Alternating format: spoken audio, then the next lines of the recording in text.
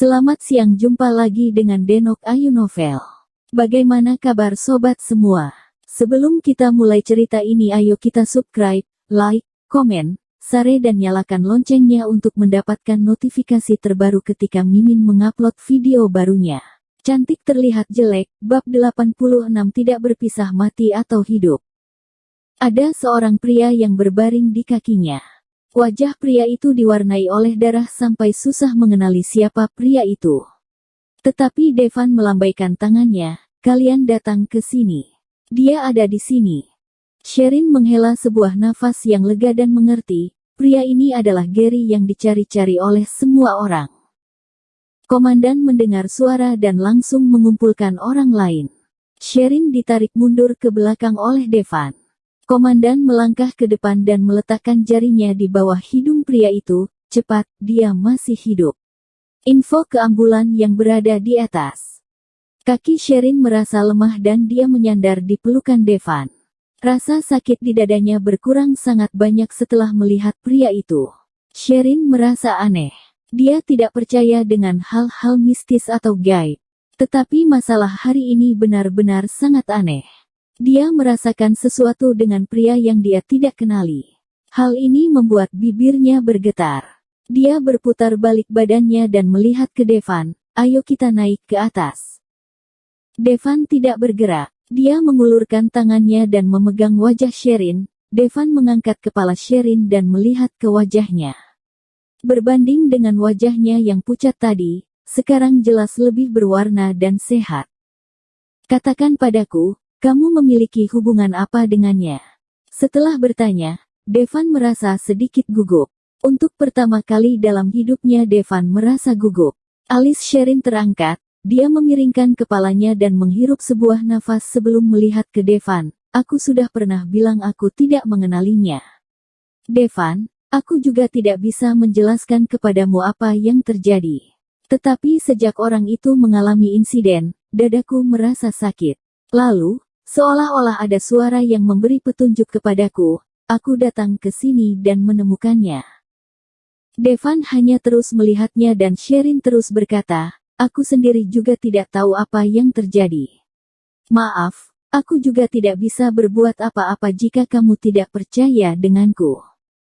Devan menghela sebuah nafas yang lega. Tatapan wanita di depannya menjelaskan kepadanya bahwa dia tidak membohong. Lagi pula, Sherin jelas merasa takut ketika dia melihat Gary tadi. Itu adalah reaksi manusia terhadap orang asing. Jika dia mengenal Gary, dia akan merasa risau bukan takut. "Aku tahu tidak ada yang akan percaya dengan masalah ini. Tetapi jika kamu juga tidak percaya, aku juga." Sherin belum selesai berkata, Devan sudah mencium bibirnya. Ciuman itu membuat hati Sherin yang ketakutan merasa tenang. Tangannya yang berada di pinggang Devan mengulur ke belakang dan memeluk Devan. Akhirnya Devan melepaskan Sherin dan berkata di samping telinganya, "Siapapun yang tanya kepadamu, jangan memberi tahu mereka perasaan yang kamu rasakan hari ini. Mengerti?" Sherin mendorong Devan dan menatap wajahnya. "Apa maksudmu?" Jari Devan yang panjang mengelus bagian wajah Sherin yang terluka dengan lembut. "Aku tidak percaya dengan hal-hal hantu apapun. Tetapi Sherin, kita berdua tidak bisa menjelaskan mengapa kamu bisa menemukannya hanya dengan perasaanmu sendiri. Siapapun yang bertanya kepadamu, katakan kepada mereka bertemu dengan Gary hanya sebuah kebetulan. Mengerti?" Devan memeluknya lagi. Sherin mendorong Devan, "Tetapi, aku tadi benar-benar..." Sherin mau berkata bahwa dia menemukan Gary hanya dengan perasaannya, tetapi Devan menutupi mulutnya. Barang yang lebih menakutkan dari pisau tajam adalah kata-kata. "Sherin, lupakan hal ini. Kalau kamu, apakah kamu tidak takut bahwa aku memiliki kemampuan seperti ini?" Sherin berkata sambil tersenyum.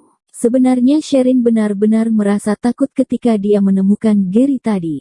Dia tidak bisa percaya dia menemukan seorang pria asing hanya dengan perasaan hatinya.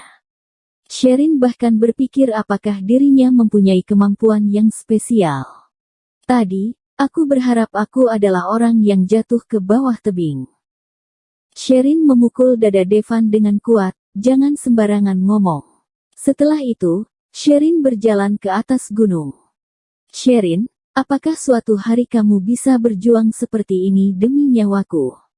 Devan berdiri di tempat dan berteriak kepada wanita kecil yang berada di depannya. Langkah Sherin berhenti dan setelah beberapa saat, dia mengangguk. Walaupun sekeliling sangat gelap, Devan tetap bisa melihatnya. Devan merasa gembira. Dia berlari ke Sherin seperti anak-anak dan memegang tangannya, menarik Sherin ke atas gunung. Melihat pria di sisinya, Sherin benar-benar berharap jalan ke atas gunung bisa lebih jauh.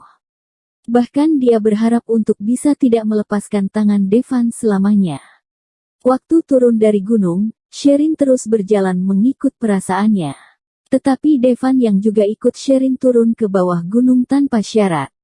Sekarang Sherin baru merasa dirinya agak gila waktu itu. Tetapi waktu itu Sherin merasa sangat bingung dan tidak menyadari tingkah lakunya.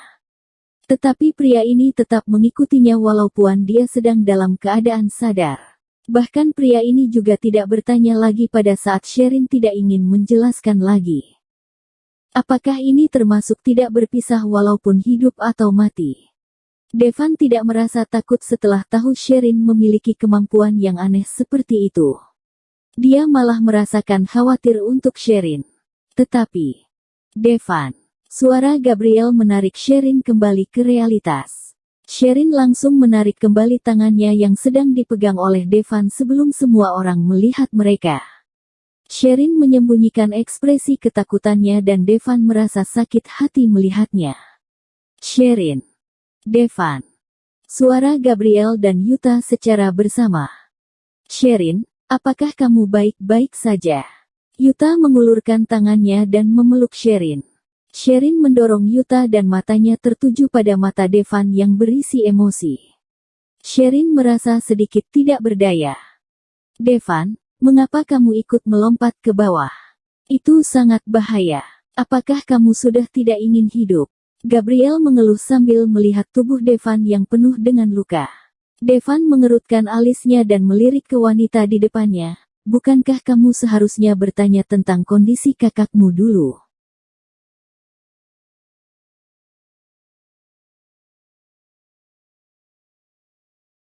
Bersambung. Terima kasih kepada kalian yang telah menonton video ini. Jangan lupa tekan tombol subscribe-nya dan nyalakan notifikasinya untuk mendapatkan video-video seru lainnya dari Denok Ayu Novel.